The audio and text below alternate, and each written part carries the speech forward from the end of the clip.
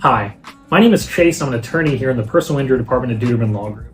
And today I'm going to talk to you about comprehensive coverage and what comprehensive coverage is. Now, comprehensive coverage is additional or optional coverage you can get for your vehicle that covers any damage caused by non-collision events or events that are out of your control. But what does that mean? Well, that is acts of vandalism, theft, if you accidentally hit an animal while you're driving, and acts of nature. Now let's go over 3 possible scenarios that can cause damage to your vehicle, and we'll see if comprehensive coverage will cover it. In the first, your vehicle is parked out in front of your house. You go outside in the morning, you get in, crank the car, and you start driving off and you hit a tree. Would that be covered by comprehensive coverage? No. That'll be covered if you have any collision coverage.